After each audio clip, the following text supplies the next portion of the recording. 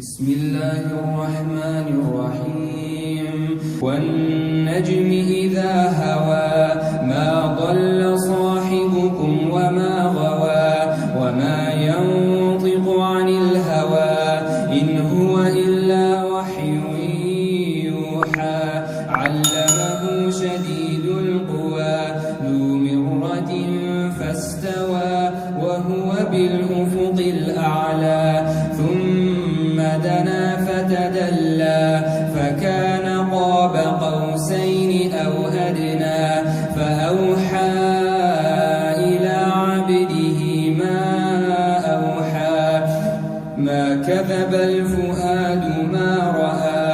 أفتمارونه على ما يرى ولقد رآه نزلة أخرى عند سدرة المنتهى عندها جنة المأوى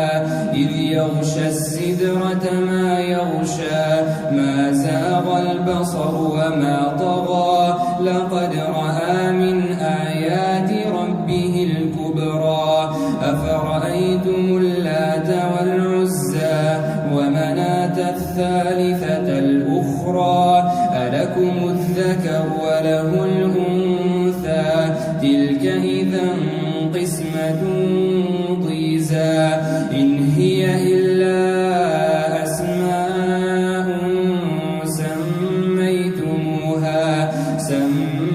سميتموها أنتم وآباؤكم ما أنزل الله بها من سلطان إن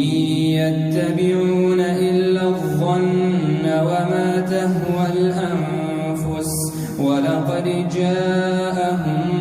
من ربهم الهدى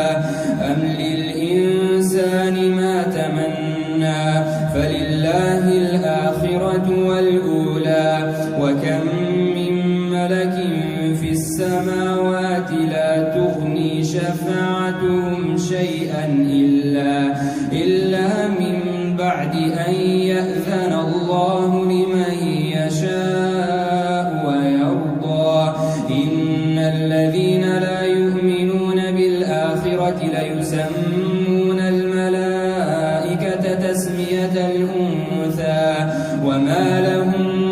به من علم إن يتبعون إلا الظن وإن الظن لا يغني من الحق شيئا فأعرض عمن تولى عن ذكرنا ولم يرد إلا الحياة الدنيا ذلك مبلغهم من العلم إن ربك هو أعلم بمن ضل عن سبيله وهو أعلم بمن اهتدى ولله ما في السماوات وما في الأرض ليجزي الذين أساءوا بما عملوا ويجزي الذين أحسنوا بالحسنى الذين يجتنبون كبائر الإثم والفواحش إلا اللمم إن ربك واسع المغفرة هو أعلم بكم إذ أنشأكم من الأرض وإذ أنتم أجنة في بطون أمهاتكم فلا تزكوا أنفسكم هو أعلم بمن اتقى أفرأيت الذي تولى وأعطى قليلا وأكدى أعنده علم الغيب فهو يرى أم لم ينبأ بما في صحف موسى وإبراهيم الذي وفى ألا تزر وازرة وزر أخرى وأن ليس للإنسان إلا ما سعى وأن سعيه سوف يرى ثم يجزاه الجزاء الأوفى وأن إلى ربك المنتهى وأنه هو وأضحك وأبكى وأنه هو أمات وأحيا وأنه خلق الزوجين الذكر والأنثى من نطفة إذا تمنى وأن عليه النشأة الأخرى وأنه هو أغنى وأقنى وأنه هو رب الشعرى وأنه أهلك عادا الأولى وثمود فما أبقى وقوم نوح من